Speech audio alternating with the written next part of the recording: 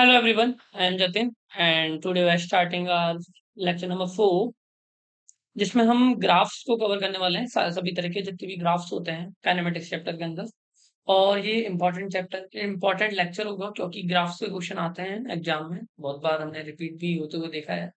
मतलब ग्राफ का question basically आ ही जाता है, चाहे एनएलएम में आए या फिर काइनेमेटिक्स में आए, लेकिन आता ही है। ठीक है, तो हम देख लेते हैं कि ग्राफिकल प्रॉब्लम्स को कैसे सॉल्व करते हैं, कौन कौन से ग्राफ्स होते हैं। उसको स्टार्ट करने से पहले मैं थोड़ा-सा बेसिक मैथ के कॉन्सेप्ट का रिवीजन कराना चाहता हूँ। देखो, मैंने आपको बताया था कि जो डिफरेंशिएशन होता है, अगर मैं डिफरेंशिएशन का ज्योमेट्रिकल मीनिंग देखा था डिफरेंशिएशन का, तो मेरे को पता लगा था कि डिफरेंशिएशन स्लोप बताता है किसी भी कर्व की। ठीक है? क्या बताता है? स्लोप बताता है। जैसे कि मैं बात करूँ, मेरे पास ये कर्व है, वाई एक्स कर्व है, ठीक है? ये कुछ इस तरीके से जा रहा है। तो अगर मैं किसी पॉइंट के लिए मेरे को स्लोप कैलकुलेट करनी है कि इसकी स्लोप क्या होगी, तो मैं क्या करूँगा, dy बाई dx की वैल्यू कैलकुलेट कर लूँगा, ठीक है? एट द पॉइंट, लाइक अगर ये x नॉट पॉइंट है, तो मैं x की वैल्यू सॉल्व करके x नॉट रख दूँगा, ठीक है? और जो भी मेरा आंसर आएगा वो इसकी स्लोप हो, ठीक है? ये मैंने बताया था। और इंटीग्रेशन क्या करता है? इंटीग्रेशन क्या करता है? इसका मैंने ज्योमेट्रिकल मीनिंग बताया था कि इंटीग्रेशन क्या करता है? एरिया अंडर द कर्व बताता है। क्या बताता है? Area under the curve. तो ये 2 चीज़ें मेरे को पता है, ठीक है? अब हम आगे बढ़ते हैं। देखो, मैंने कुछ चीज़ें रिलेट कराई थी, ठीक है? तो एक चीज़ ये समझो कि y equal to m x plus c जो होता है वो स्ट्रेट लाइन की इक्वेशन होती है, उसका कर्व ऐसे बनता है एम एक्स प्लस सी का, इस तरीके से, जिसकी स्लोप एम होगी और जो इंटरसेप्ट होगा वो सी होगा, ठीक है? y equal to X square अगर है तो उसका कर्व ऐसे बनेगा, इस तरीके से। और अगर माइनस एक्स स्क्वायर है, माइनस आ जाएगा तो ये इसका इनवर्स हो जाएगा, ठीक है? ये भी पता है। y इक्वल टू 1/x का कर्व अगर हम देखते हैं तो वो इस तरीके से आता है, ठीक है? ये भी हमें आता है। तो इस तरीके से कुछ बेसिक कर्व्स हैं जिनकी नॉलेज आपको होनी चाहिए, ठीक है? अब मैं बात करूँ कि y इक्वल टू कुछ-कुछ इक्वेशन है quadratic x square plus b x plus c. तो हम यहाँ पे a की जो वैल्यू है, मतलब ये कर्व होगा तो या फिर ऐसा होगा या फिर ऐसा होगा, ये डिपेंड करेगा a की वैल्यू पे। अगर a पॉजिटिव है तो ऐसा होगा, ठीक है? और अगर a नेगेटिव है, मतलब एक्स स्क्वायर का कोफिशिएंट कैसा है, पॉजिटिव है या नेगेटिव है, तो उस पर डिपेंड करेगा। तो ये थोड़ी सी बेसिक नॉलेज हो गई। हम चैप्टर को स्टार्ट करते हैं जिसपे हमारा लेक्चर बेसिस है। Displacement time. सबसे पहले कुछ पॉइंट आएंगे कि डिस्प्लेसमेंट होता है एक्स और ये होता है टी। तो एक्स टी ग्राफ की बात चल रही है यहाँ पे, है ना? अब एक्स टी ग्राफ की कुछ प्रॉपर्टीज देखते हैं कि एक्स टी ग्राफ में जो भी स्लोप होगा, स्लोप क्या होता है, D x by D T, वो किसको डिनोट करेगा? वेलोसिटी को, ठीक है? एक चीज समझ में आ गई कि एक्स टी कर्व की जो भी स्लोप होगी वो वेलोसिटी को डिनोट करेगी। और अगर मैं उस एक्स टी कर्व से D to X by D T square भी निकाल पा रहा हूं तो वो एक्सीलरेशन को डिनोट करेगी, ठीक है? ये हो गई एक्स टी कर्व की कुछ खासियत। जैसे कि मैं एक एग्जांपल देना चाहूँ कि अगर मैं बोलता हूँ कि ये एक एक्स टी कर्व है, क्या है? एक्स टी कर्व है। तो इस कर्व में मेरे को साफ पता चल रहा है कि जो स्लोप है वो कांस्टेंट है हर पॉइंट पे, ठीक है? तो अगर स्लोप कांस्टेंट है तो इसका मतलब मैं क्या बोल सकता हूँ कि जो वेलोसिटी है वो भी कांस्टेंट होगी, ठीक है? मतलब या फिर मैं बोल दूं कि change in position with respect to time भी कांस्टेंट, यानी यूनिफॉर्म मोशन हो रहा है एक तरह से, टाइम भी कांस्टेंट है और v कांस्टेंट है, तो ये क्या होगा? नॉन एक्सीलरेटेड मोशन होगा। तो ऐसे करके हम हर कर्व के लिए कुछ कुछ पॉइंट देखेंगे, ठीक है? आगे मैं और कर्व भी लाया हूं तो उनकी कुछ कुछ पॉइंट देखेंगे। उससे पहले ये कुछ चीजें नोट कर लेते हैं। क्या पता चला कि डिस्प्लेसमेंट टाइप कर्व के लिए ये होता है, ठीक है? अगर मैं बात करूं कि वीटी कर्व की बात चल रही है तो इसके लिए स्लोप जो होगी डीवी बाई डी टी, वो क्या डिनोट करेगी? डीवी बाई डी टी क्या डिनोट करेगा? एक्सीलरेशन को। तो ये पॉइंट समझ में आ गया। लेकिन अगर मैं वीटी कर्व की ही बात करूं तो जो एरिया अंडर द कर्व होगा, एरिया अंडर द कर्व होगा वीटी ग्राफ के लिए, वो क्या होगा? v इंटू डी टी से डिनोट करेंगे, टाइम t1 से t2 के लिए डेफिनेट इंटीग्रेशन की तरह। ये मैंने आपको बताया था जब मैं इंटीग्रेशन बेसिक मैथमेटिक्स में इंटीग्रेशन करा रहा था। ठीक है, तो एरिया अंडर द कर्व होगा जो कि क्या डिनोट करेगा, डिस्प्लेसमेंट को, कि डिस्प्लेसमेंट कितना हुआ है या चेंज इन पोजीशन क्या हुआ है। ठीक है, डिस्प्लेसमेंट को। अगर वेलोसिटी टाइम ग्राफ की बात करूं, लेकिन अगर मेरे को वेलोसिटी ना देखे, स्पीड दे रखा हो कि स्पीड टाइम ग्राफ, तो स्पीड टाइम ग्राफ की कुछ खासियत होंगी जो मैं आगे आपको बताने वाला हूँ। तो स्पीड टाइम ग्राफ का जो एरिया अंडर द कर्व आएगा वो डिस्टेंस बताएगा। क्या बताएगा? डिस्टेंस। वो डिस्प्लेसमेंट नहीं बताएगा। ठीक है, क्योंकि ये भी एक स्केलर क्वांटिटी है, ये भी एक स्केलर क्वांटिटी है। तो ये कुछ पॉइंट आ गए मेरे पास। अगर मैं बात करूं कि मेरा ये कर्व है इस तरीके से, ठीक है, ये वीटी कर्व है। तो और वीटी कर्व के लिए मैंने बोल दिया कि टाइम t1 से t2 के लिए मेरे को डिस्प्लेसमेंट निकालना है। तो जो ये एरिया अंडर द कर्व आएगा, इसकी जो भी वैल्यू आएगी, एरिया की जो भी वैल्यू आएगी, वो मेरा इक्वल टू क्या होगा, डिस्प्लेसमेंट के। ठीक है, पॉइंट समझ में आ गया? आगे देखते हैं। Acceleration time graph. देखो, अगर मेरे को एटी कर्व दे रखा है, तो एटी कर्व में मैं सिर्फ एक ही चीज देख सकता हूँ। क्या? एटी कर्व में मैं सिर्फ एरिया निकाल सकता हूँ, एरिया अंडर द कर्व। और जो कि एरिया अंडर द कर्व क्या होगा, एरिया अंडर कर्व क्या होगा, integration of A with respect to time, और टाइम लिमिट ले लिया t1 से t2। तो ये मेरे को चेंज इन वेलोसिटी देगा। क्या देगा? चेंज इन वेलोसिटी देगा। ये ध्यान रखना। ठीक है, तो कुछ कॉन्सेप्ट समझ में आ गए होंगे। जैसे कि अगर मैं बात करूं, जी मेरा एक एटी कर्व है, ठीक है, और कुछ इस तरीके से है। तो अगर मेरे को जो एरिया अंडर द कर्व में निकालूंगा, ये मेरे को क्या देगा? Change in velocity. अगर मेरे पास ये इनिशियल वेलोसिटी है तो मैं फाइनल वेलोसिटी को निकाल सकता हूँ, क्योंकि मेरे पास डेल्टा वी आ गया। क्या आ जाएगा? डेल्टा वी आ जाएगा। तो अब अगर मैं इस पूरे को थोड़ा सा समराइज करना चाहूँ, कि ग्राफिकल कॉन्सेप्ट्स हैं, तो मेरे पास तीन चार चीजें आ गई। पहली चीज, अगर मेरे को एक्स टी कर्व दे रखा है, ठीक है। दूसरी चीज, अगर मेरे को वी टी कर्व दे रखा है। तीसरी चीज, अगर मेरे को ए टी कर्व दे रखा है। तो यहाँ पे जो स्लोप होगी और जो एरिया अंडर द कर्व होगा, बस दो चीजें देखनी होती है, या फिर स्लोप या फिर एरिया अंडर द कर्व। ठीक है, तो स्लोप यहाँ पे जो होगी वो वेलोसिटी की वेलोसिटी बताएगी। जो यहाँ पे स्लोप होगी वो एक्सलेशन बताएगा, और एटी का स्लोप कुछ भी नहीं बताता। ठीक है, अब मैं बात करता हूँ कि एरिया अंडर द कर्व जो होगा वीटी का, वो चेंज इन पोजीशन बताएगा, तो डेल्टा एक्स बताएगा। और एटी का जो भी होगा वो डेल्टा वी बताएगा, वेलोसिटी में चेंज बताएगा, लेकिन एक्स टी का एरिया कुछ भी नहीं बताता। ठीक है, तो ये कुछ पॉइंट्स से क्लियर हो गए। पेन चेंज करके इसको थोड़ा हाईलाइट कर देते हैं कि इसका एक तो ये पॉइंट आ गया, इसका ये पॉइंट आ गया। ठीक है, ये मेरा कुछ भी नहीं है और ये भी मेरा कुछ भी नहीं है। ठीक है, आगे बढ़ते हैं।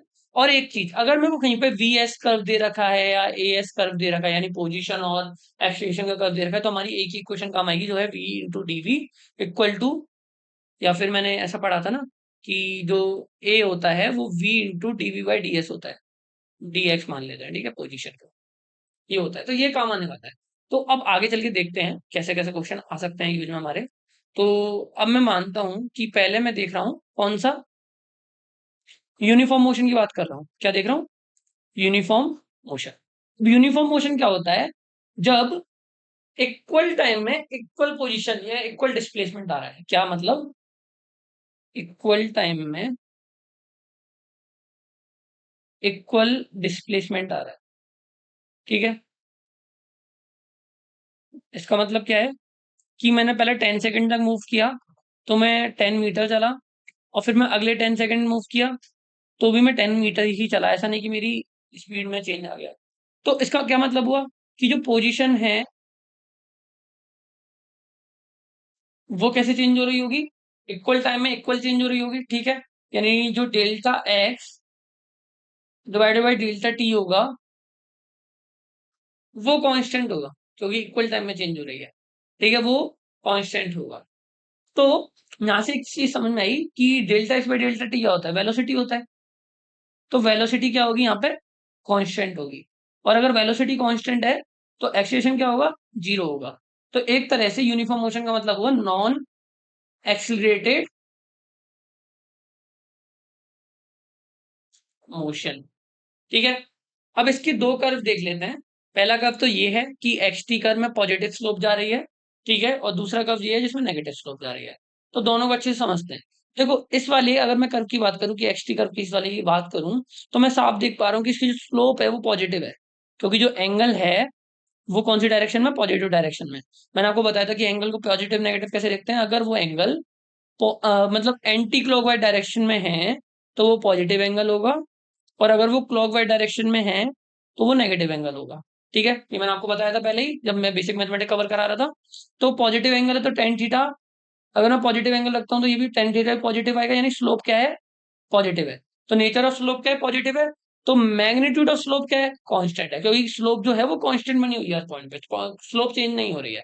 ठीक है, तो इसका मतलब क्या हुआ, ये पॉजिटिव वेलोसिटी होगी इसकी कुछ ना कुछ। ठीक है, पॉजिटिव वेलोसिटी होगी, तो हमने इसका कर्व बनाया इसी के करस्पॉन्डिंग की जो वेलोसिटी है वो कांस्टेंट होगी और पॉजिटिव होगी।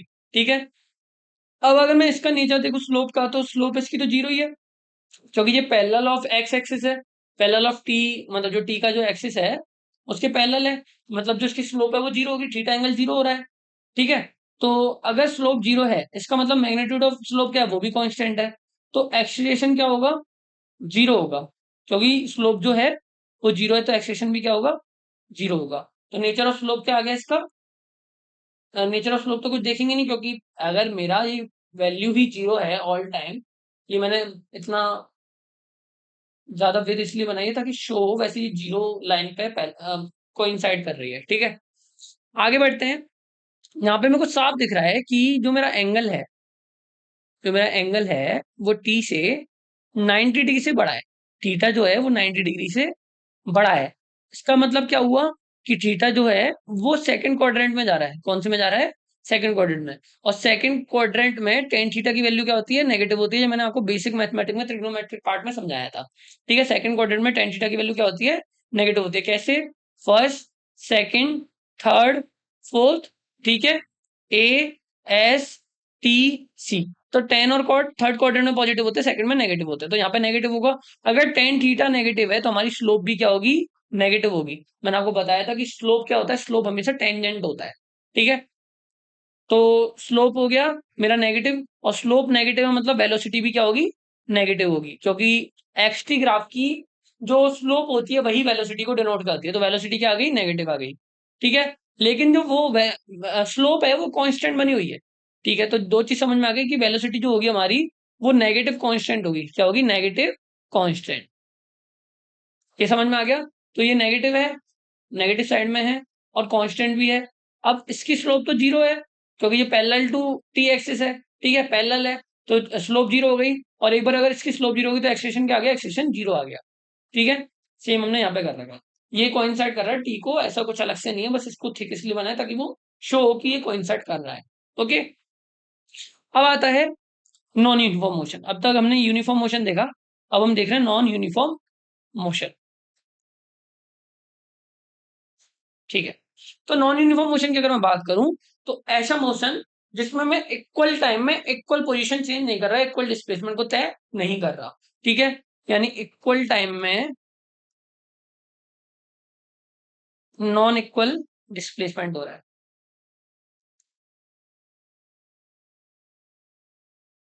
जैसे कि अगर मैं बात करूं, मैं 10 सेकंड में 20 मीटर चला, और अगले 10 सेकंड में मैं 50 मीटर चल रहा हूँ, तो अब मैं क्या कर रहा हूँ कि इक्वल टाइम में मैं इक्वल डिस्प्लेसमेंट को तय नहीं कर रहा हूँ, मतलब मेरी जो वेलोसिटी है वो चेंज हो रही है, वेलोसिटी चेंज हो रही है। अब इसका मतलब हुआ कि वेलोसिटी यहाँ पे क्या होगी, वेलोसिटी कांस्टेंट नहीं होगी, सॉरी मैंने एक गलती करी आई गेस, हाँ ठीक है, वेलोसिटी कांस्टेंट नहीं होगी। ठीक है, तो कांस्टेंट नहीं होगी मतलब एक्सीलरेशन क्या होगा, एक्सीलरेशन मेरा नॉन जीरो होगा, नॉन जीरो होगा, या फिर ये क्या होगा, एक्सीलरेटेड मोशन होगा या डी एक्सीलरेटेड मोशन होगा। ठीक है, पॉइंट समझ में आ गया। अब इसके ग्राफ देख लेते हैं, तो इसके मोस्टली ये दो ही कर्व देखते हैं हम स्पेशली। अब देखो अगर मैं एक्स टी कर्व की, ई वाले कर्व की बात करता हूं, तो यहाँ पे ए पॉजिटिव है और यहाँ पे ए नेगेटिव है। कैसे निकाला ये देखते हैं, थोड़ा सा अरेंज करते हैं, और नेक्स्ट स्लाइड पर मैंने इसको अच्छे से दे रखा है। ठीक है, अगर मैं पॉइंट बाई पॉइंट बात करते जाऊँ, अलग अलग पॉइंट पर, मैं कलर चेंज कर लेता हूँ तो अभी सेम कलर में मैच खाएगा, है ना, येलो कर लेते हैं।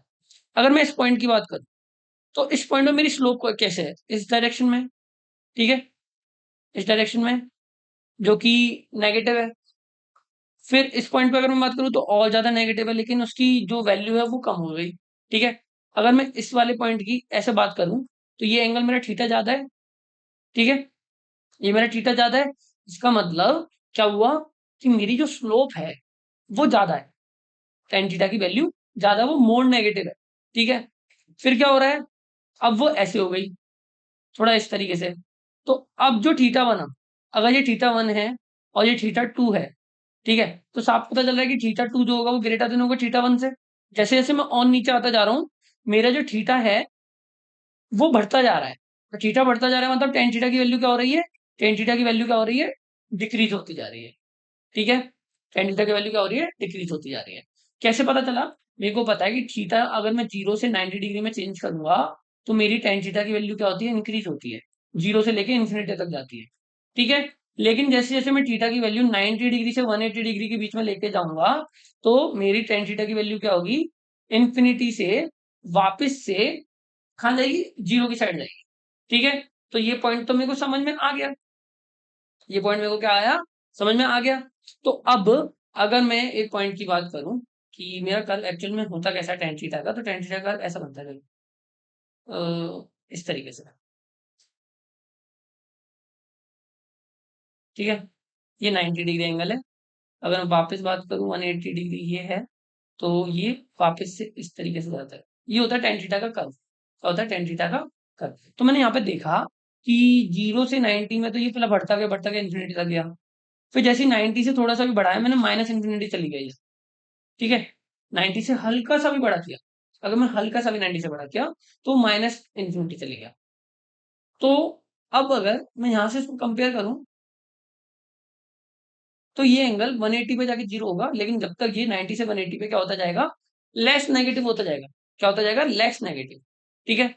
तो यहाँ पे मैंने देखा कि मेरी जो वेलोसिटी थी वो पहले बहुत ज्यादा नेगेटिव थी, फिर वो थोड़ी कम नेगेटिव हुई, फिर वो और कम नेगेटिव हुई, फिर वो जीरो हो गई, फिर वो पॉजिटिव हो रही है।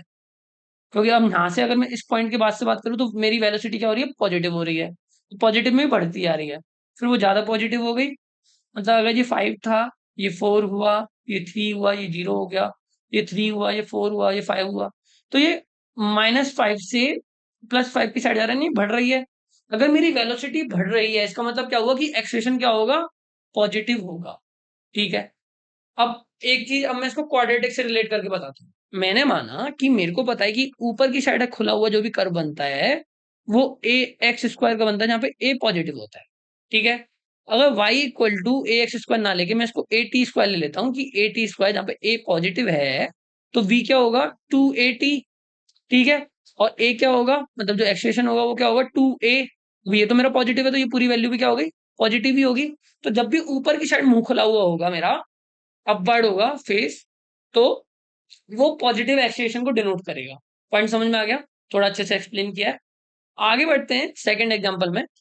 तो यहाँ पे मेरे को क्या समझ आया कि मेरी जो वेलोसिटी है वो पहले ज्यादा नेगेटिव है, फिर वो जीरो हो रही है, फिर वो पॉजिटिव हो रही है, तो इस तरीके से जा रही है। अब अगर मैं पहले कर्व को कंपेयर करूं तो पहले वो नेगेटिव थी, ठीक है, देन वो एक टाइम पे जीरो हुई, देन वो पॉजिटिव हो गई, ठीक है।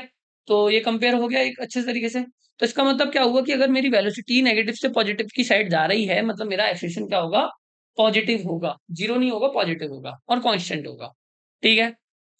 अब इसको रिलेट करते हैं। अब यहाँ पे उल्टा सिस्टम है, पहले मेरी स्लोप ज्यादा थी, फिर कम हुई, फिर कम हुई, फिर और कम होती गई। तो पहले मेरी वेलोसिटी क्या थी, ज्यादा थी, पॉजिटिव थी, एक टाइम पे वो जीरो हो गई, ठीक है, फिर वो नेगेटिव हो गई। इसका मतलब मेरा एक्सेलेरेशन क्या था, नेगेटिव था, क्या था, नेगेटिव था। तो ए हो गया मेरा नेगेटिव। दोनों पॉइंट समझ में आ गए। अगर मैं इधर कंपेयर करूँ, इस पॉइंट पे बात करूँ तो मेरी पॉजिटिव थी, ठीक है। अगर मैं बात करूँ कि ये, तो ये एंगल थीटा है, थीटा वन मान लेते हैं। फिर अगर मैं और अगले पॉइंट पे गया तो ये ऐसे हो गया, मतलब कि थोड़ा और ज्यादा ऐसे हो गया, तो ये थीटा टू हो गया। तो एक चीज दिखाई दी कि theta one is greater than theta two, और ये पूरा क्या है, 90 से लेस देन है, अभी जो थीटा की बात चल रही है। तो अगर जैसे जैसे 90 से लेस देन की बात करूँ तो 0 से 90 में जाने पे अगर मेरा थीटा इंक्रीज हो रहा है तो मेरे टेन थीटा की वैल्यू क्या होगी, इंक्रीज होगी। और टेन थीटा की वैल्यू इंक्रीज मतलब सॉरी, v मेरा बढ़ता जाएगा। लेकिन यहाँ पे क्या हो रहा है, थीटा की वैल्यू जैसे जैसे हम आगे जा रहे हैं थीटा की वैल्यू कम होती जा रही है, तो वेलोसिटी भी क्या होगी, कम होती जाएगी, ठीक है। एक टाइम आएगा जब ये जीरो हो गई, अगर मैं इसके पैरेलल जब भी ले आऊंगा तो ये जीरो हो गई, और फिर वो डिक्रीज होती गई, नेगेटिव होती गई। ओके, क्लियर है। तो ये होप ये दोनों पॉइंट, तीनों पॉइंट समझ में आ गए होंगे। ठीक है। तो ओवरऑल तो हमारा यही कंक्लूजन है, जो मैंने ये वाली स्लाइड लिखवाई थी, कि एक्सटी ग्राफ के लिए स्लोप वी होती है, वीटी ग्राफ के लिए स्लोप एक्सेशन होती है, एटी ग्राफ के लिए स्लोप हमें कुछ भी नहीं बताती, एरिया ऑफ एक्सटी ग्राफ हमें कुछ भी नहीं बताता, एरिया ऑफ वीटी ग्राफ हमें डेल्टा एक्स बताता है, चेंज इन पोजीशन। क्या बताता है? Change in position. देखो इसको नोट डाउन कर लेना है ना, नोट्स तो आपको खुद ही बनाने पड़ेंगे, मैं इतना अच्छे नोट्स बना के नहीं दे रहा, मैं सिर्फ पढ़ा रहा हूँ, कॉन्सेप्ट एक्सप्लेन कर रहा हूँ, नोट्स आपको खुद ही बनाने पड़ेंगे। ठीक है। और एटी ग्राफ के लिए जो भी एरिया अंडर करवाता है वो चेंज इन वेलोसिटी बताता है। क्या बताता है? Change in velocity. आगे बढ़ते हैं।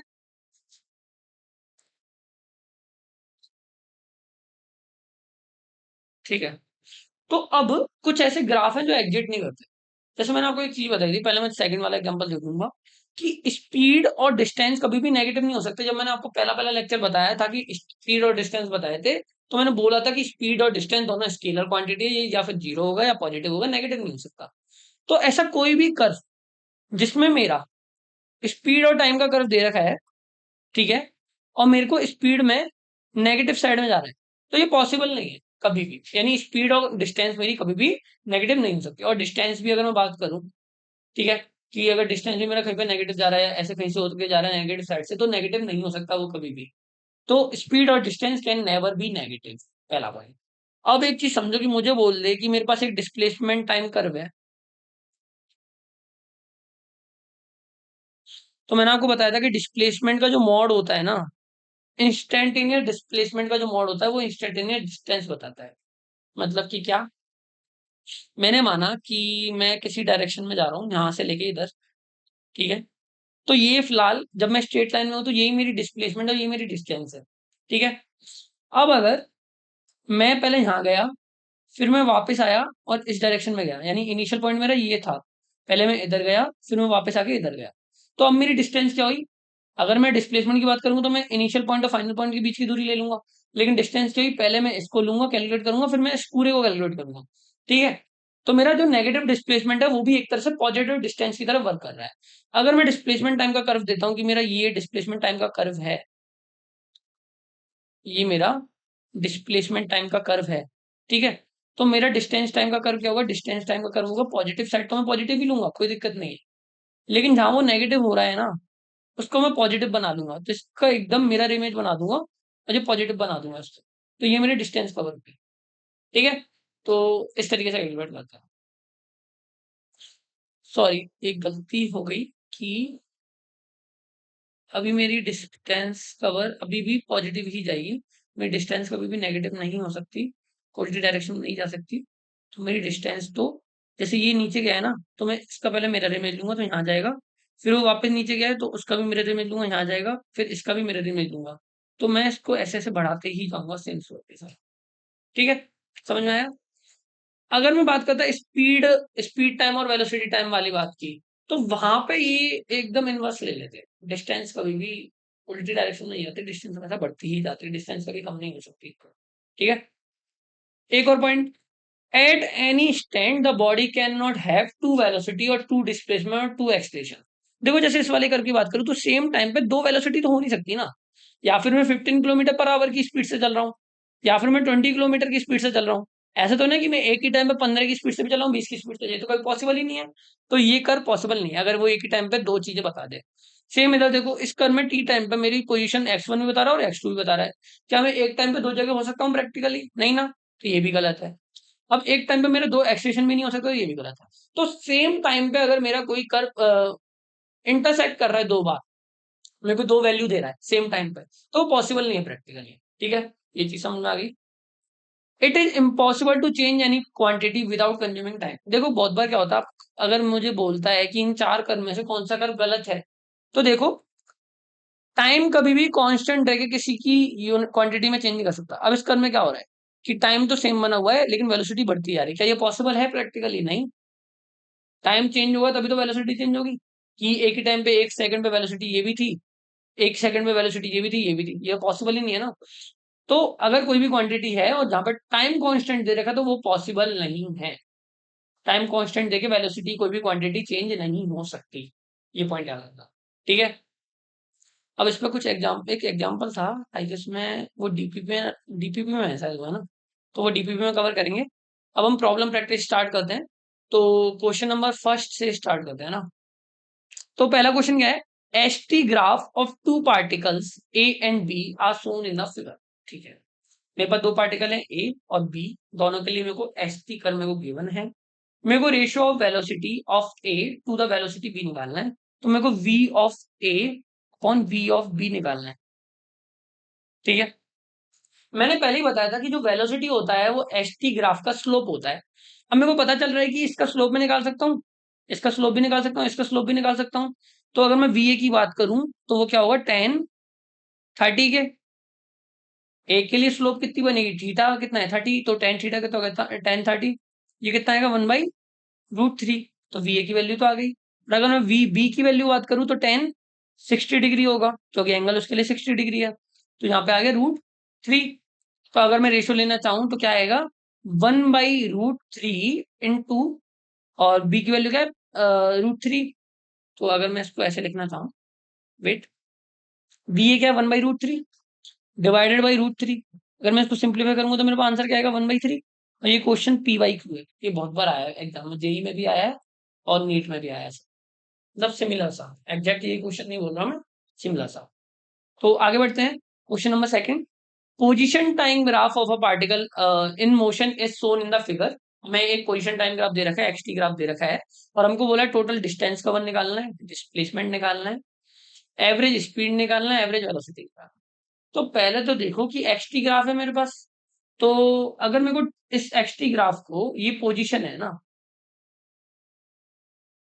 तो चेंज इन पोजीशन ही मेरे को क्या देगी, चेंज इन पोजीशन मेरे को क्या देगी, डिस्प्लेसमेंट देगी। तो अगर मैं टाइम टी इक्वल टू 0 से लेके time t equal to 6 second तक मैं चेंज इन पोजीशन की बात करता हूँ, क्या चेंज इन पोजीशन की बात करता हूँ, तो that will be equal to क्या होगा, डिस्प्लेसमेंट के। ठीक है, तो चेंज इन पोजीशन क्या है, अगर मैं बात करूँ टी इक्वल टू 0 पे एक्स इक्वल टू क्या था, 0 ही था भाई। मेरे को कंप्लीट मोशन की बात करनी है। टी इक्वल टू 0 पे एक्स इक्वल टू 0 था, और टी इक्वल टू 6 पे भी एक्स इक्वल टू 0 ही है। तो एक तरह से डेल्टा एक्स कितना है, डेल्टा एक्स 0 है, यानी पोजीशन में चेंज कुछ भी नहीं हुआ। तो हमारा डिस्प्लेसमेंट क्या आ गया, डिस्प्लेसमेंट आ गया हमारा 0। तो एक आंसर तो आ गया। अब आता है डिस्टेंस कवर। तो डिस्टेंस कवर क्या होगा, जैसे ही जैसे अगर मैं इसको डिस्टेंस में चेंज करते जाऊं, ठीक है, अगर मैं इसको डिस्टेंस में चेंज करते जाऊं, तो पहले ये टाइम 0 से लेके 2 सेकंड के लिए 40 मीटर मूव किया। तो 0 से 2 में इसने 40 मीटर मूव किया। फिर अगले 2 सेकंड में ये वापस 40 से प्लस 40 से 0 पे आ गया। अब देखो ये मेरा 0 पॉइंट है, इनिशियल पॉइंट है, और ये 40 तक गया। ठीक है, 2 सेकंड में ये 40 पे आ गया, और ये वापस से 0 पे आ गया अगले 2 सेकंड में। तो एक तरह से मैं 4 सेकंड की बात करूं तो पहले 40 प्लस 40 80 हो गया ना। तो अगले 2 सेकंड में ये और 40 चला। मतलब अगर ये मैं टाइम टी इक्वल टू 4 ले लेता हूँ तो ये और 40 चला। तो इस पॉइंट पे ये हो गया 80। ठीक है, तो इतना समझ आ गया। फिर अगले 1 सेकंड में ये -20 गया। मतलब अगले 1 सेकंड में -20 गया, तो -20 आ गया। तो ये अब यहाँ पे आ गया -20 पे, कितने सेकंड में, 1 सेकंड में। तो अब अगर पहले पहले 2 सेकंड की बात करूं तो 40 गया, अगले 2 सेकंड की बात करूं तो और 40 गया, अगले 1 सेकंड की बात करूं तो 20 गया। डिस्टेंस हमेशा पॉजिटिव काउंट होगी, चाहे किसी भी डायरेक्शन में चले जाओ। ठीक है, फिर अगले 1 सेकंड की और बात करूं तो -20 से वापस से 0 पे आया, तो और 20 चला, अगले 1 सेकंड में और 20 चला। तो इसका मतलब टोटल 6 सेकंड में ये 120 मीटर चला है।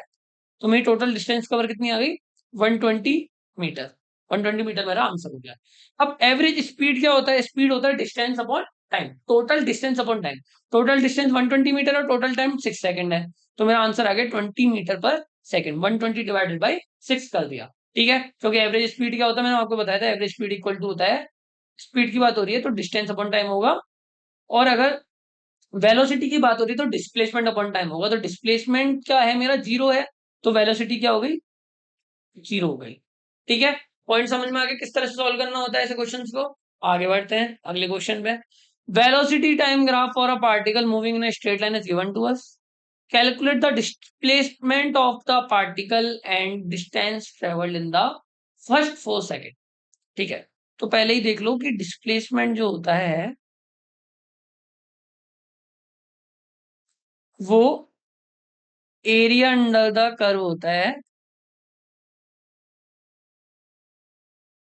Of VT curve. तो अगर मैं इसका कर्व निकालता हूं तो ये तो होगी पॉजिटिव वैल्यू देगा, ये वाला पॉजिटिव और ये वाला नेगेटिव देगा। तो मैं दोनों को ही लूंगा, पॉजिटिव भी लूंगा नेगेटिव लूंगा, कोई डिस्प्लेसमेंट देखना है। ठीक है, तो अगर मैं इसको निकालूं तो पहला एरिया कितना होगा, अगर मैं ट्राइंगल ए ओ बी की बात करता हूँ तो triangle A O B will be equal to half into length कितनी है 2, बेस कितना है 2, तो आंसर आ गया 2 यूनिट। ठीक है, वैसे मीटर में दे रखा था 2 मीटर आ गया। ठीक है, अब मैं वापस से अगले ट्राइंगल की बात कर रहा हूँ बी सी डी। अगर ये angle triangle B C D है तो बी सी डी का एरिया क्या होगा हाफ, ये 2 to 4 है तो ये भी 2 हो गया और ये भी 2 हो गया, 2 into 2, तो ये कितना आ गया 2 ही आ गया, 2 यूनिट। तो अगर मैं अब डिस्प्लेसमेंट की बात करूं, डिस्प्लेसमेंट की तो डेल्टा एक्स की बात करता हूं, that will be equal to +2 plus का -2। ठीक है, मतलब मैं दोनों एरिया को ऐड कर दिया और यहाँ पे मैंने साइन का ध्यान इसलिए रखा क्योंकि ये मेरी वेक्टर क्वांटिटी है डिस्प्लेसमेंट। तो मेरा डिस्प्लेसमेंट कितना आ गया 0, कितना आ गया 0। लेकिन अगर मैं डिस्टेंस की बात करता तो मैं इसको वेलोसिटी को जो मैं नेगेटिव एरिया निकाला ना, इसको मैं नेगेटिव ना मान के पॉजिटिव मानूंगा क्योंकि मेरे को डिस्टेंस देखना है, डिस्टेंस एक स्केलर क्वांटिटी होती है। तो अगर मैं डिस्टेंस कवर की बात करूं तो +2 मतलब ये वाला जो मैंने नेगेटिव किया है इसको पॉजिटिव दूंगा क्योंकि मैं डिस्टेंस की बात कर रहा हूँ, डिस्टेंस एक स्केलर क्वांटिटी होती है और स्केलर क्वांटिटी कभी भी नेगेटिव नहीं होती है। तो +2 प्लस +2 कितना हो गया 4, तो 4 मीटर मेरा डिस्टेंस कवर हो गया। तो डिस्प्लेसमेंट तो आ गया मेरा 0 और डिस्टेंस आ गया मेरा 4 मीटर। ठीक है, अगले क्वेश्चन में चलते हैं। A velocity time graph of a particle moving in a straight line is shown. Plot the corresponding displacement time graph of the particle. ठीक है, तो मेरे को इस vt ग्राफ को xt ग्राफ में चेंज करना है। तो पहले मेरे को क्या करना पड़ेगा, पूरे इसको मोशन का O A B B C C D 4 point में गया है ये, चारों पॉइंट को अलग अलग करके और पूरा ऑब्जर्व करना पड़ेगा कि एक्चुअली मोशन में हुआ क्या है। तो पहले मैं बात करता हूँ ओ से ए पे जाने में। देखो, अगर मैं ऑब्जर्व करता हूं कि ओ से ए में वीटी ग्राफ का स्लोप जो है वो कांस्टेंट बना हुआ है। ठीक है, मतलब ए जो है वो पॉजिटिव है। अगर ए पॉजिटिव है तो क्या होगा, ये एक्सीलरेटेड मोशन होगा। ठीक है, और जो वेलोसिटी है वो इंक्रीज हो रही है। ठीक है, और अगर मैं बात करूं t=0 सेकंड पे है और t=2 सेकंड पे है, तो मेरे डेल्टा एक्स की वैल्यू क्या आएगी, इसका एरिया जो भी होगा। ठीक है, एरिया कितना 10 यूनिट जी है, 2 यूनिट जी है, तो हाफ इंटू 2 into 10 होगा जिसका आंसर आएगा 10। ठीक है, एक चीज समझ में आ गई। तो डेल्टा एक्स आ गया, तो ओ ए को तो मैंने अच्छे से ऑब्जर्व कर लिया। अब मैं बात करता हूँ ए टू बी का। ए टू बी में मैंने देखा कि स्लोप जो है वो 0 है। ए बी के लिए स्लोप जो है वो 0 है वीटी कर्व की, यानी ए जो होगा वो 0 होगा। ठीक है, और वी क्या होगा, कांस्टेंट बना रहेगा। और वी कांस्टेंट कितना बना हुआ है, वी कांस्टेंट बना हुआ है कितना 10 यूनिट, 10 मीटर पर सेकेंड। ठीक है, तो अब जो मैं एक्स टी कर्व बनाऊंगा ए बी पॉइंट के लिए, ए बी पॉइंट के लिए एक्स टी कर्व बनाऊंगा, उसमें भी वेलोसिटी मेरे को कांस्टेंट लेनी पड़ेगी 10 यूनिट की। ठीक है, अब इसमें अगर मैं इसमें डेल्टा एक्स की बात करता हूं तो मैं ये वाला एरिया निकाल लूंगा। ये एरिया कितना है, ये 10 है, ये 2 है, स्क्वायर बनना 2 into 10 होगा जो कि 20 मीटर आएगा। ठीक है, तो दो चीजें तो ऑब्जर्व कर ली मैंने। अब बात करते हैं बीसी के लिए। बी टू सी जा रहा है, बी टू सी में भी स्लोप है कुछ ना कुछ, और इसकी स्लोप कितनी आएगी, अगर मैं एरिया इसकी स्लोप निकालना चाहूंगा तो ये 10 है और ये 2 है, तो स्लोप आ गई मेरे पास, एक्सटेंशन क्या हो जाएगा पॉजिटिव, जो कि आएगा 5 यूनिट। यहां से अगर मैं इस वाले कर्व के लिए, ये 10 है ये 2 है, तो टेन थीटा की वैल्यू क्या आ जाएगी, इस वाले थीटा की वैल्यू क्या आ जाएगी, टेन थीटा की वैल्यू 10/2 जो कि 5 आएगा, और ये मेरा एक्सटेंशन होगा तो 5 यूनिट आ गया। ठीक है, v मेरा जो होगा वो इंक्रीजिंग होगा। ठीक है, और डेल्टा एक्स की वैल्यू क्या आएगी, जो ये जो इस पोर्शन का मेरा एरिया बनेगा, और इस पोर्शन का एरिया क्या आएगा, इस पोर्शन को मैं दो पार्ट में बांटूंगा इस तरीके से, एक स्क्वायर और उसके ऊपर एक ट्राइंगल। तो ये 10 यूनिट है, ये भी 10 यूनिट है, ये भी 10 है और ये भी 10 है। तो इस ट्राइंगल का एरिया क्या होगा, हाफ इंटू 2 into 10 जो कि 10 बनेगा। ठीक है, और इस स्क्वायर का एरिया क्या आएगा 2 into 10 जो कि 20 आएगा। तो इस पूरे का एरिया क्या आएगा 10 + 20 जो कि आएगा 30 मीटर। ये भी आ गया। अब इस वाले को देखो, इस वाले में मेरी वेलोसिटी जो है वो है तो पॉजिटिव, वेलोसिटी तो पॉजिटिव ही है, लेकिन एक्सेलरेशन नेगेटिव है क्योंकि स्लोप मेरी नेगेटिव हो गई। स्लोप यहाँ पे मेरी क्या हो गई, थीटा जो एंगल है वो 90 से बड़ा चली गया और स्लोप मेरी नेगेटिव हो गई, यानी एक्सेलरेशन नेगेटिव हो गई, यानी जो v है मेरा वो डिक्रीज हो रहा है। और डेल्टा एक्स की वैल्यू मेरे पास क्या आ गई यहाँ पे, डेल्टा एक्स की वैल्यू आ गई मेरे पास इस एरिया के लिए 2 है ये, और ये 20 है, तो 20 इंटू 2 इंटू हाफ, तो 20 मीटर आ गया। तो मैंने चारों का एरिया निकाल लिया। अब मैं इसको थोड़ा अच्छे से सॉल्व करना चाहता हूँ, तो मैंने क्या किया, मैंने एक वापस से डायग्राम बनाया, ठीक है, और यहाँ पे मैंने एक लाइन ली, वापस से एक बार इसको स्ट्रेट लाइन बनाते हैं ना, थोड़ी सी वेट आ रहा है, ठीक है। एक मैंने शेप बनाई इस तरीके से, तो ये वाला जो मेरा कर्व था वो टी और वी का कर्व था, ठीक है, जिसमें पहले ये टाइम 2 सेकंड ये हो गया, यहाँ भी मैं 2 सेकंड ले लेता हूँ, ये 4 सेकंड हो गया, ये 6 सेकंड हो गया, ये 8 सेकंड हो गया। मतलब मैं इक्वल बनाने की कोशिश कर रहा हूँ ना, थोड़ा सिमेट्रिसिटी लाने की कोशिश कर रहा हूँ कि वो उसको बनाने में थोड़ी आसानी हो। और इस कर्व को मैंने क्या किया, पहले मैंने 10 तक इंक्रीज किया, 10 तक, फिर वो 20 तक इंक्रीज हुआ, तो ये 20 का पॉइंट हो गया इधर तक, ठीक है। तो पहले क्या हुआ, पहले ही ऐसे गया, फिर यहाँ आया, फिर ये यहाँ तक आया, फिर ये पूरा नीचे आ गया स्ट्रेट लाइन में, ऐसे। तो अगर मैं सिर्फ इतने पोर्शन के लिए यहाँ पे बनाना चाहूँ, तो मेरे को पता चला कि शुरू के 2 सेकंड के लिए मेरा जो डिस्प्लेसमेंट था, जो मेरा डिस्प्लेसमेंट था वो कितना हो गया था, 80 हो गया था, सॉरी, शुरू के 2 सेकंड में 10 मीटर हो गया था। तो मैंने माना कि मैं जीरो से स्टार्ट कर रहा हूँ अपनी पोजीशन को, क्या इसको डेल्टा एक्स मान लेते हैं। तो जीरो से लेके कहाँ तक गया, वो 20 तक गया, लेकिन with the positive acceleration, positive acceleration. तो स्ट्रेट लाइन नहीं बना सकता मैं, मतलब ये जाएगा तो 10 है, 20 तक, ठीक है, लेकिन नॉट अ स्ट्रेट लाइन। अगर मैं स्ट्रेट लाइन बना दूंगा, ऐसे ऐसे बना दूंगा, तो इसका मतलब कि वेलोसिटी पॉजिटिव थी और कांस्टेंट थी, जबकि वेलोसिटी पॉजिटिव नहीं थी, वेलोसिटी इंक्रीज हो रही थी। तो वेलोसिटी इंक्रीज या फिर ऐसे होगी या फिर ऐसे होगी, मतलब मैं बात करूं कि या फिर मेरा कर्व इस तरीके से जाएगा या फिर मेरा कर्व इस तरीके से जाएगा। अब कौन से वाले में वेलोसिटी इंक्रीज हो रही है, वेलोसिटी क्या होता है, इसका स्लोप होता है, स्लोप जो है यहाँ पे जीरो है, यहाँ बढ़ रहा है और बढ़ रहा है, बढ़ रहा है, तो यहाँ पे वेलोसिटी तो इस तरीके से जाएगा ये, ठीक है। अब मैं 2 सेकंड से 4 सेकंड के लिए बात कर लेता हूँ। 2 सेकंड से 4 सेकंड के लिए मैंने देखा कि मेरा जो डिस्प्लेसमेंट है वो 20 मीटर हुआ। तो अभी ये पहले 10 मीटर था, सॉरी, तो थोड़ा सा मेरे को करेक्शन करना पड़ेगा यहाँ पे, इसको 10 मीटर बनाना पड़ेगा, 10 मीटर बनाना पड़ेगा, और मैं 20 और बढ़ा रहा हूँ तो मैं 30 तक पहुंच गया। अब मेरे को अगले 2 सेकंड में 30 पे पहुंचना है विद द कांस्टेंट वेलोसिटी। अब कांस्टेंट वेलोसिटी के लिए तो मैं एक स्ट्रेट लाइन बना सकता हूँ, क्योंकि मेरी वेलोसिटी कांस्टेंट है, तो मेरी स्लोप जो होगी वो कांस्टेंट बनी रहेगी, ठीक है। अब वापस से सी टू डी की बात करता हूँ, तो मेरा वापस से क्या हो रहा है, +30 हो रहा है, तो अभी मेरा 30 हो गया, अब ये 60 तक जाएगा, मान लो ये 60 का मीटर है, 60 मीटर पे पहुंच गया यहाँ, ठीक है। तो अब ये 6 सेकंड बाद तो 60 पे पहुंच जाएगा। अब ये वापस से जो मेरी वेलोसिटी है वो इंक्रीज हो रही है, तो अब मैं वापस से इसको कर्व को इस तरीके से कर्व बनाते हुए लेके जाऊंगा, ठीक है। तो यानी पहले कर्व बना, फिर एक स्ट्रेट लाइन बना, फिर एक कर्व बना, ठीक है। ये चीज समझ में आ गई, अप्रोक्सीमेट कर्व बन रहा है, ऐसा नहीं कि बिल्कुल एग्जैक्ट बना के दे दूंगा ना, अप्रोक्सीमेट है, ताकि चार ऑप्शन में मैच करके हम निकाल लें। अब अगला देखो, ऑब्जर्व कर रहे हैं हम, अब सी डी, अगले सी टू डी के लिए बात कर रहे हैं।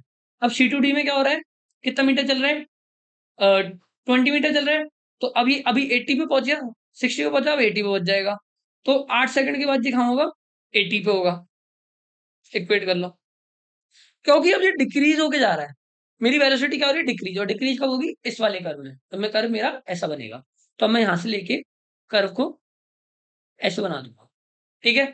समझ में आया कैसे बना, तो पहले मेरा, अगर मैं यहां से बात करूं, मेरा पहले ऐसे गया, फिर मेरी एक सीधी लाइन गई, स्ट्रेट लाइन, फिर मेरा वापस से कर्व गया, और फिर मेरा एक अपोजिट कर्व गया जिसमें मेरी वेलोसिटी कम हो गई है, ठीक है। ऐसा कोई भी ऑप्शन मैच का वो आपका आंसर होगा। अच्छा क्वेश्चन था, मतलब पूरा जो दिमाग लगाना था इसमें वो हमने लगा लिया। मतलब अगर मैं इसको बात करूँ तो मेंस लेवल का क्वेश्चन है, नीट से थोड़ा सा बढ़ के क्वेश्चन है, और ये कराना जरूरी था, ठीक है। 2 मिनट का ब्रेक, कट कर दियो उसको।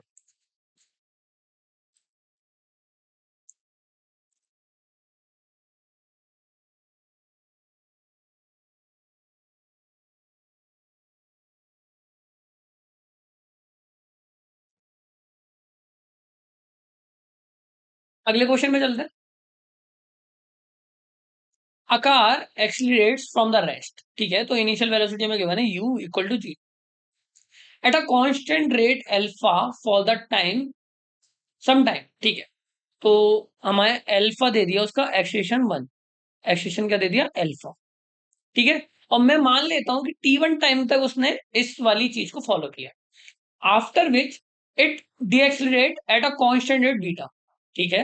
तो जो a2 आया वो माइनस का बीटा आया, मतलब क्योंकि वो डीएक्सलरेट हुआ है तो माइनस नेगेटिव साइन आएगा, एक्सेशन में नेगेटिव होगा, और वो रेस्ट पे आ गया वापस से।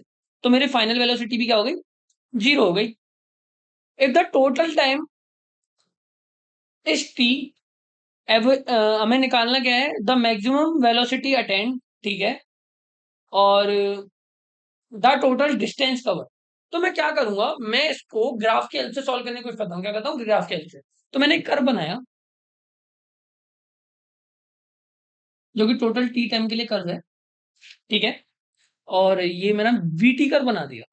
क्या बना दिया, वीटी कर्व। अब देखो कि पहले किसी t1 टाइम तक मैंने इसको इंक्रीज किया, मैं अल्फा रेट तक मैं बढ़ता गया, बढ़ता गया, बढ़ता गया, बढ़ता गया, ठीक है। और इसकी जो वैल्यू आएगी, अगर ये थीटा मान लेता हूं मैं, तो टेन थीटा की वैल्यू मेरी क्या आएगी, अल्फा आएगी, ठीक है। और मैं कहीं ना कहीं मैं पहुंच गया। अगर इसका एक्सेशन अल्फा था तो ये मैक्सिमम पॉइंट की वैल्यू क्या होगी, मैक्सिमम पॉइंट की वैल्यू क्या होगी, अल्फा इंटू t1, ठीक है। अब फिर क्या हुआ, बीटा डीएक्सेलेरेशन से ये वापस डिक्रीज होना चालू हुई वेलोसिटी और 0 पे पहुंच गई। तो अब जो मेरा इस तरीके से गया और टोटल टाइम अब टी हो गया, टोटल टाइम कितना हो गया टी, ठीक है। तो अब ये टोटल टाइम में अगर मैं इस वाले को थीटा 2 मान लेता हूं, अगर ये थीटा 1 है, ये थीटा 2 है, तो यहाँ पे टेन थीटा 2 की वैल्यू जो आएगी वो माइनस का बीटा आएगी, नेगेटिव वैल्यू आएगी, ठीक है। ये समझ में आ गया। तो अब यहां से क्या पता चला कि मेरी जो मैक्सिमम वेलोसिटी अटेंड आ रही है, ठीक है, वो आ रही है अल्फा t1। लेकिन t1 मेरे लिए अभी तक कुछ भी नहीं है, मेरे को t1 को हटाना पड़ेगा, ठीक है। तो मेरे को क्या समझ आया कि जितनी वेलोसिटी मेरी गेन हुई, v इक्वल टू क्या था, u प्लस at होता है, राइट। तो v मेरा हो गया क्या, अल्फा t1, ठीक है। या फिर मैं इसको मान लेता हूं v मैक्स, जो मेरा v मैक्स आया क्योंकि u मेरा 0 था, और a क्या हो गया अल्फा 1, और ये मैंने मान लिया t1, ठीक है। अब इस वाले पोर्शन के लिए बात करता हूँ, दूसरे पोर्शन के लिए। तो v इक्वल टू क्या था, u प्लस at ही होता है, ठीक है। v मेरा अब फाइनल 0 है। u अगर मैं इस वाले पोर्शन की इनिशियल वेलोसिटी मानूं तो जो मेरी मैक्सिमम थी वही होगी, तो अल्फा 1 t1 है, ठीक है, प्लस a की वैल्यू क्या, माइनस का बीटा, राइट। और जो t1 की वैल्यू है, t की वैल्यू है मतलब इसमें टाइम टेकन जो है, ये वाला टाइम टेकन, ये कितना है, t माइनस टी वन है। टाइम टेकन कितना है, t माइनस टी वन है, तो t माइनस टी वन कर दिया। अब मेरे को यहां से क्या आया कि अल्फा 1 t1 माइनस का बीटा t प्लस का beta t1 is equal to 0, ठीक है। तो beta t is equal to alpha 1 plus beta, sorry alpha 1 नहीं है, अल्फा है ओनली,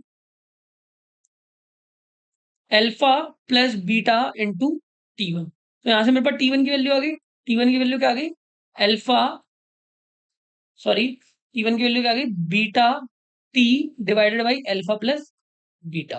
तो मेरी मैक्सिमम वेलोसिटी क्या आ गई, अब मेरी मैक्सिमम वेलोसिटी क्या थी, अल्फा इंटू t1, मैंने मल्टीप्लाई कर दिया, तो अल्फा इंटू t1 की वैल्यू क्या, beta t divided by alpha plus beta. तो मेरा आंसर आ गया alpha beta t divided by alpha plus beta, ये मेरी मैक्सिमम वेलोसिटी हो गई। तो एक आंसर तो आ गया मैक्सिमम वेलोसिटी का। अब आता है टोटल डिस्टेंस कवर कितना था। तो जो भी एरिया अंडर द करवाएगा वो टोटल डिस्टेंस कवर होगा, कितना होगा।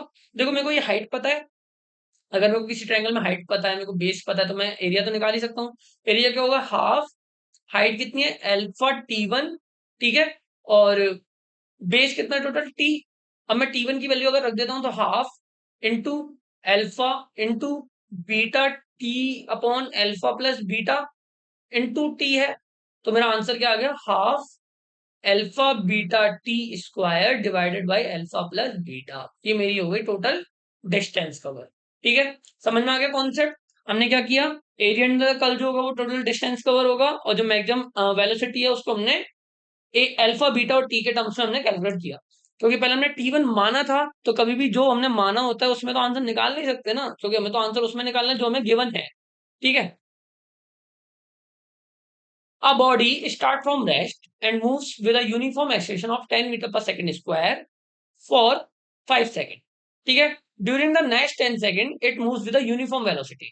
Find the total distance traveled by the body using the graphical analysis. तो मैं क्या करता हूँ, मैं t बनाया, मैंने v बनाया, मैंने देखा कि मैंने रेस्ट से स्टार्ट किया, मतलब मेरी t इक्वल टू जीरो पे है, t इक्वल टू जीरो पे v इक्वल टू क्या था, जीरो था। तो एक चीज तो समझ आ गई, पहली पहली पॉइंट मैं यहाँ पे था। फिर 5 सेकंड तक 5 सेकंड तक मैंने यूनिफॉर्म एक्सीलरेशन से मोशन किया है, यानी मेरा जो एक्सीलरेशन है वो क्या है, 10 मीटर पर सेकंड है, पर सेकंड स्क्वायर है। मतलब जो मेरी स्लोप आएगी वो 10 मीटर पर सेकंड स्क्वायर आएगी, और वो यूनिफॉर्म होगी, कांस्टेंट होगी। तो मेरी एक स्ट्रेट लाइन बनेगी, मैंने माना मेरी एक स्ट्रेट लाइन बनेगी, और एक इस स्ट्रेट लाइन की जो स्लोप है वो 10 है। ठीक है, अगर इसकी स्लोप 10 है तो ये वैल्यू कितनी आ जाएगी, ये हाइट कितनी आ जाएगी, 5 × 10 जो कि होगा 50। तो ये मेरा 50 आ गया। फिर क्या किया, फिर अगले 10 सेकंड तक वो यूनिफॉर्म वेलोसिटी से मोशन किया उसने। तो वेलोसिटी यूनिफॉर्म है, मतलब वो कांस्टेंट हो गई अगले 10 सेकंड तक के लिए। इस तरीके से ये हो गया टोटल 15, और मैंने अटेंड कितनी कर ली थी, 50। तो मेरा जो टोटल डिस्टेंस होगा वो क्या होगा, ये वाला एरिया होगा। ठीक है, ये पूरा एरिया होगा, और ये एरिया क्या बन रहा है, एक ट्राइंगल बन रहा है, फिर एक रेक्टेंगल बन रहा है, और ये मेरे को हाइट गिवन है, हाइट मेरे पास निकल के आ गई कितनी, 50 आ गई। ये 5 है और ये मेरे पास 10 है। तो पहले तो इसका एरिया निकाल लो, क्या होगा 10 × 50 जो कि होगा 500, और इसका एरिया निकालेंगे तो क्या आएगा, हाफ इंटू 50 × 5 जो कि होगा 125। ठीक है, तो प्लस 125 करते टोटल डिस्टेंस निकालने के लिए, तो आंसर आ गया 625 मीटर। तो ये सारे अच्छे क्वेश्चन है, मेंस लेवल के क्वेश्चन है। मैं नीट लेवल के क्वेश्चन बिल्कुल मैं चिल्लू फिल्लू क्वेश्चन करवा भी नहीं रहा, क्योंकि मेरे को तुम्हारा दिमाग बढ़वाना है। ठीक है, तो 625 मीटर इसका आंसर होगा। समझ में आ गया। ओवरऑल हमें क्या करना है, हमें एरिया मतलब कब निकालना है किसी भी क्वेश्चन को सॉल्व करने के लिए, अगर मेरे को डिस्टेंस वगैरह पूछा है। ये वाला क्वेश्चन देखो, for 3 particles A B and C moving along x axis x t graph is shown as below.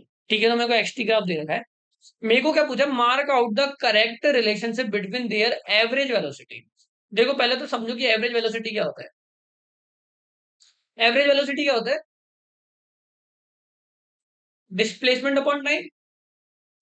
ठीक है, डिस्प्लेसमेंट अपॉन टाइम। तो मैं इन तीनों के डिस्प्लेसमेंट टाइम कर्व से मैं ये पता कर लूं कि तीनों का डिस्प्लेसमेंट ज्यादा कम किस में रहा है, तो मैं कंपेयर कर सकता हूँ तीनों को। अब मैंने अगर ए बी सी तीनों को अलग अलग कंपेयर किया, तो मेरे को पता चला यार तीनों ने आफ्टर टाइम टी तीनों का पोजीशन तो सेम है। अब इनिशियल पोजीशन सेम था, फाइनल पोजीशन सेम है, मतलब डिस्प्लेसमेंट भी तीनों के लिए सेम ही रहा होगा। अगर तीनों के लिए डिस्प्लेसमेंट सेम है और टाइम भी सेम है, तो एवरेज वेलोसिटी भी तीनों के लिए क्या होगी, सेम ही होगी। तो ऑप्शन बी करेक्ट है। आसान क्वेश्चन था, है ना, थोड़ा सा दिमाग मारना था बस। आगे बढ़ते हैं। ठीक है, अच्छा क्वेश्चन है। मेरे को क्या है, मेरे को वीटी कर्व दे रखा है, और मेरे को बोला है कि इस वाले कर्व के लिए एक्सेशन टाइम कर्व बनाओ। ठीक है, बना देते हैं। अब देखो, मेरे को पता है कि अगर मेरे को वीटी कर्व की बात चल रही है तो एक्सलेशन क्या होगा, जो भी स्लोप होगी वो मेरा एक्सलेशन होगा, है ना, ये मैंने पढ़ रखा है। तो अगर मैं टाइम पहले बात कर लेता हूँ, ये मेरा ए पॉइंट है, ये मेरा बी पॉइंट है, ये मेरा सी पॉइंट है, ये डी है, ये ई। 5 पॉइंट में बांट लेते हैं इसको, 5 पार्ट में बात करते हैं। तो अगर मैं ए से बी की बात करता हूँ, ए से बी की बात करता हूं, तो मेरा एक्सेशन क्या है, कांस्टेंट है और नेगेटिव है। ठीक है, कांस्टेंट है और नेगेटिव है, तो मतलब ए से बी में कांस्टेंट और नेगेटिव आ गया। फिर मैं बात करता हूँ बी से सी के लिए, तो सेम वैल्यू ही है, मतलब ये ए से सी में पूरा ही कांस्टेंट है, तो ए से सी का पूरा क्या हो गया, कांस्टेंट और नेगेटिव। तो अब मैं बात करूं, ये पहला पॉइंट, ये दूसरा पॉइंट, ये तीसरा टाइम, ये फोर्थ टाइम, और मैं इसको मेरे को first time, second, third, fourth, first, second, third, fourth, ये तो बिल्कुल नहीं हो सकता क्योंकि मेरे को ऐसे कर्व तो बिल्कुल नहीं आ रहा, मेरी कांस्टेंट वैल्यू आ रही है एक्सटेंशन के लिए। तो मेरे कौन कौन से चेंज हो गए, ये कैंसिल हो गया क्योंकि इसमें एक्सटेंशन चेंज हो रहा है, ये इसमें भी एक्सटेंशन चेंज हो रहा है, तो ये भी कैंसिल हो गया। अब बचे मेरे पास बी ऑप्शन और सी ऑप्शन। स्टार्टिंग मेरा सी पॉइंट पे जाके एक्सटेंशन क्या हो रहा है, जीरो हो रहा है, क्योंकि इस पॉइंट पे मेरी स्लोप क्या हो रही है, पैरेलल टू टाइम, मतलब एक्स एक्सिस हो रही है, तो मेरे सी पॉइंट पे एक्सटेंशन जीरो हो रहा है। तो ऐसा कौन सा पॉइंट है जिसमें सेकंड पे जाके जीरो हो रहा है, ये वाला पॉइंट। ठीक है, तो ऑप्शन बी करेक्ट होगा, क्योंकि आफ्टर ए टू सी तो मोशन भी हो गया मेरा, ए टू सी की अगर मैं बात करूं, और सी टू ई मेरा मोशन भी हो। ठीक है, और इसमें क्या है कि इसमें बी पॉइंट पे ही जीरो ले रहा है पहली बार, तो ये तो पॉसिबल नहीं है ना, बी पॉइंट पे तो मेरा क्या है, नेगेटिव ही जा रही है ना स्लोप, स्लोप देखनी होती है ना, स्लोप तो नेगेटिव जा रही है। आगे बढ़ते हैं। A train moves from one station to another in 2 hours time, तो मेरे को टाइम टेकन पता है 2 आवर्स। ठीक है, और its speed time graph during this motion is shown in the figure. ठीक है, तो maximum acceleration during this journey is, ठीक है, तो देखो, कभी भी स्पीड टाइम ग्राफ की बात करूं या वेलोसिटी टाइम ग्राफ की बात करूं, तो जो एक्सेलेरेशन होता है वो स्लोप होता है। तो मैं हर पॉइंट के लिए अगर इसकी स्लोप निकालता जाऊं तो मेरे पास मेरा आंसर आ जाएगा। तो अगर मैं इस वाले ए टू बी पॉइंट के लिए स्लोप निकालूं, क्योंकि स्ट्रेट लाइन है, तो स्लोप निकालूंगा तो कितनी आएगी, 20 डिवाइडेड बाई 0.75। अगर मैं इसकी बात करूं तो ये 20 है और ये क्या है, 0.75 है। तो अगर मैं इसको सॉल्व करूंगा तो क्या आएगा, 20 × 4 डिवाइडेड बाई 3, जो क्या आएगा 80/3। ठीक है, अब मैं देखता हूँ बी से सी के लिए। बी से सी के लिए तो ये क्या हो गया, पैरेलल टू एक्स एक्सिस हो गया, मतलब बी से सी के लिए जो स्लोप है वो जीरो हो गई। ठीक है, अब बात करते हैं सी टू डी के लिए। सी टू डी के लिए जो मेरी स्लोप है वो क्या आ रही है, अगर मैं इस वाली लेंथ की बात करूं तो ये कितना है, ये 1.25 है ये वाली, तो ये 0.25 हो गया।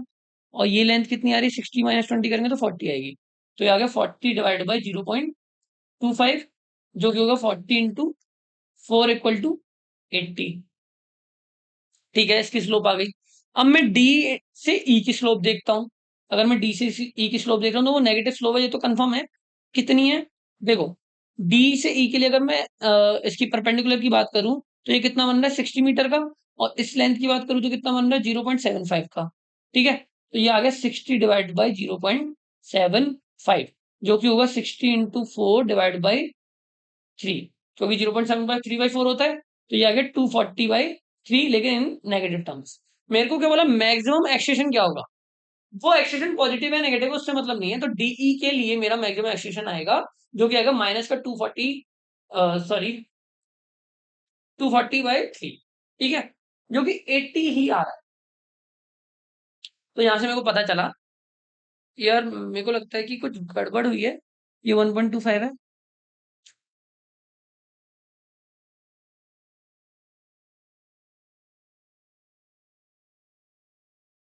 मेरे को ये डिस्टेंस नहीं दे रखी, मतलब ये नहीं पता कि ये कितना है, तो मैं ऐसे कंपेयर नहीं कर सकता कि ये 1.25 ही होगा या नहीं होगा, है ना,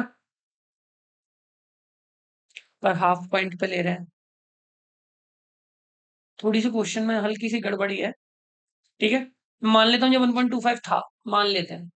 ठीक है, तो 80 मेरा आंसर हो जाएगा, क्योंकि मेरा मैक्सिमम एक्सटेंशन कैसे निकालना है, 80 निकालना, स्लोप निकालनी है। ठीक है, थोड़ी भी गड़बड़ी हैवी तो मेरे को कॉन्सेप्ट में मतलब था, कॉन्सेप्ट ये था कि किसी भी कर्व के लिए, वीटी कर्व के लिए, स्पीड टाइम कर्व के लिए जो स्लोप होती है वो एक्सटेंशन देती है। मैं हर पॉइंट के लिए स्लोप अलग अलग निकाल लूंगा, देख लूंगा कौन सा मैक्सिमम आ रहा है। ठीक है, लास्ट क्वेश्चन है ये वाला। हाँ, लास्ट क्वेश्चन है। A body start from rest, ठीक है, तो u इक्वल टू 0 था, moves along a straight line with a constant acceleration, तो एक्सेशन मेरा क्या है, पॉजिटिव है और कांस्टेंट है। तो what is the v s curve.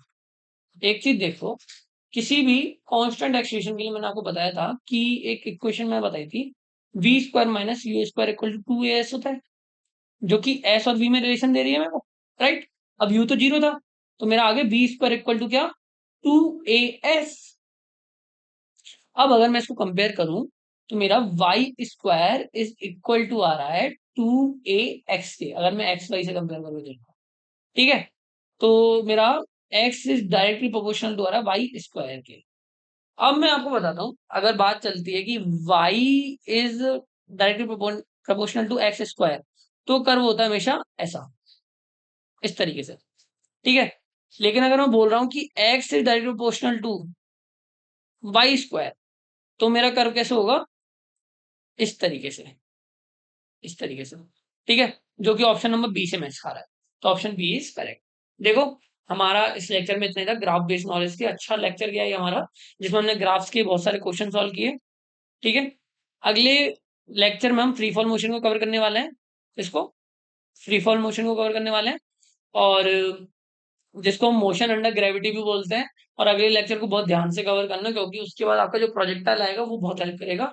And last and final notice कि टेलीग्राम ग्रुप को ज्वाइन कर लो, बहुत ज्यादा हेल्प होने वाली है उसमें। मैं ऑनलाइन रहता हूँ, अगर आपको कोई भी डाउट आता है तो आप वहां पूछ सकते हो, और जो डीपीपी है वो डिस्क्रिप्शन में गिवन है।